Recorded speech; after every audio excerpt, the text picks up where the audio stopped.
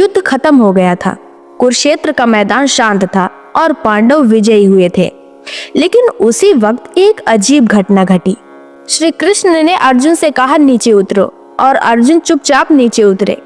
और अगले ही पल अर्जुन का पूरा रथ धधकती आग में जलकर राख हो गया।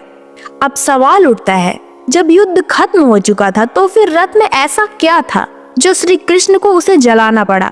आइए आज इसी रहस्य से पर्दा उठाते हैं।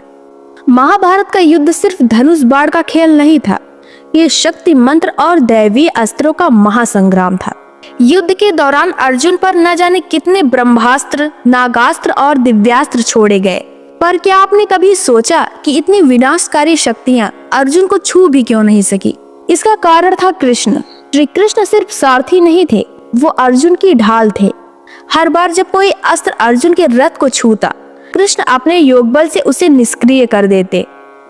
लेकिन हर बार जब वो ऐसा करते, उन दिव्य शस्त्रों की ऊर्जा रथ में इकट्ठा होती रहती। यानी कि अर्जुन का रथ बाहर से तो चमकदार था, मगर अंदर ही अंदर वो एक टाइम बम बन चुका था। अब सोचिए, अगर श्री कृष्ण रथ से पहले उतर जाते और अर्जुन अब भी बैठे होते तो क्या होता?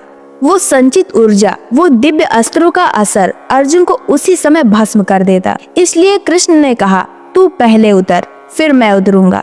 और जब कृष्ण नीचे उतरे, उनका योग बल भी रथ से निकल गया और तभी वो संचित ऊर्जा भड़क उठी और पूरा रथ जल उठा।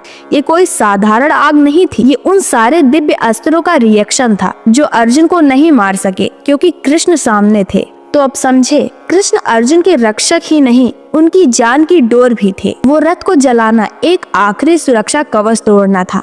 कृष्ण का हर काम सिर्फ युद्ध के लिए नहीं होता, हर क्रिया के पीछे एक आध्यात्मिक शिक्षा होती है। रथ जलाना सिर्फ एक प्रक्रिया नहीं थी, ये था एक संकेत कि जब तक कृष्ण साथ हैं तुम अजेय हो, लेकिन जब कृष्ण साथ नहीं तो तुम कुछ नहीं। कृष्ण अर्जुन को ये भी दिखाना चाहते थे कि तू युद्ध जीत चुका है, लेकिन तेरी जीत मेरी वजह से है।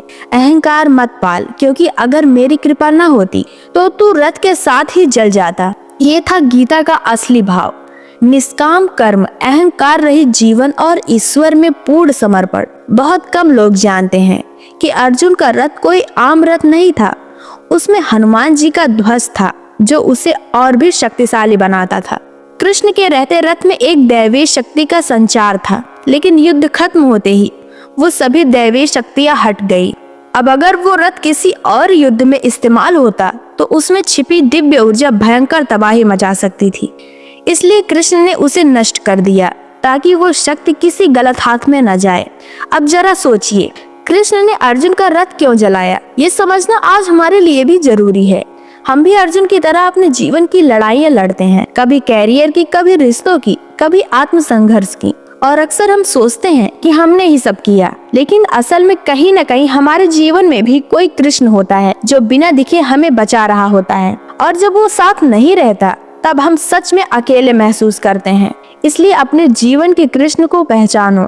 वो दोस्त हो सकता है, माँ हो सकती है, या फिर खुद भगवान। और सबसे जरूरी बात, कभी भी अपनी जीत का घमंड मत करो, क्योंकि असली जीत वही है जो किसी की कृपा से मिलती है। अगर आपको ये कहानी पसंद आई हो तो वीडियो को लाइक जरूर करना और कमेंट में लिखना जय श्री कृष्ण। ऐसे ही अनसुनी और रहस्यमयी कहानियों के लिए चैनल को सब्सक्राइब जरूर कर लेना। फिर मिलेंगे एक नई कहानी में। तब तक याद रखना, श्री कृष्ण साथ है तो जीवन का हर युद्ध जीत सकते हो।